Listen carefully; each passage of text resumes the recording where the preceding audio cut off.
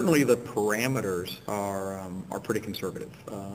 We've really sort of dialed back to the late 90s in terms of the loan to values, generally in the 70, potentially as high as 75% LTV. Sizes are sort of middle of the road from the standpoint of $5 to $40 million size loans, escrows, amortization, very down the middle types of loans.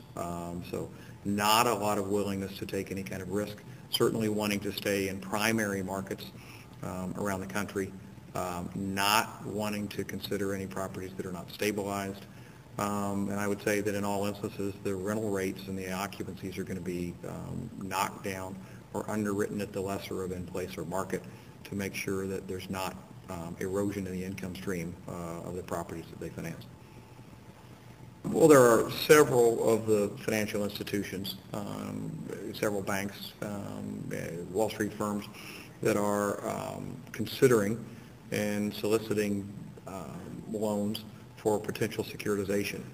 Some of the players, J.P. Morgan, Bank of America, Goldman Sachs, Deutsche, and they are certainly in the market for consideration of new loans. Now, it remains to be seen whether the volume will be significant enough to have an impact on the market.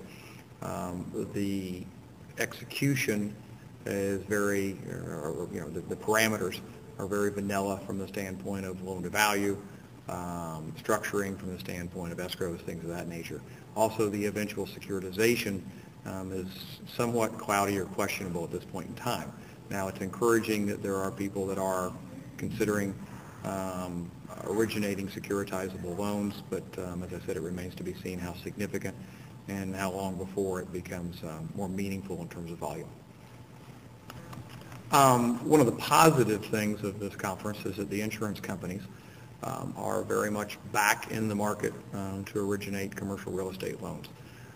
The talk here is that the volume or the dollar allocations that they want to put out could be as much as twice of what they did in 2009. So it could be significant. Now, they are not looking to take on any marginal properties. They're looking to underwrite very conservatively. Loan to values range in the 60, 65%. I've heard as high as 70%. But one of the concerns is that the life insurance companies are all chasing the same Class A, low leverage, well-stabilized properties. So while there is money available in the marketplace, it's highly targeted with nearly everyone going after the same space.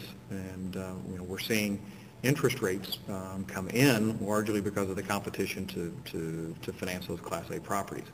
It remains to be seen whether or not the availability of funds will lead to more flexible underwriting and more consideration of properties in, say, secondary or potentially tertiary markets. The banking sector is certainly more challenging than the life insurance industry, largely because the banks are the primary providers of construction financing. And in the economy that we've been experiencing, the construction lending area is very challenged. Not only the construction of the buildings, properties, but the lease up. And with the weakness in the economy, very difficult to absorb the space in really all the major food groups. And if the space is in fact leased or the units are leased, the rents that they're achieving in nearly all instances are less than what was originally projected. So income streams less, cap rates have been up. Now they're certainly, we're seeing some cap rate compression due to availability of buyers or the buyers' aggressive desire to buy properties. But values are down, income streams down, and the properties are not achieving the income that was originally projected.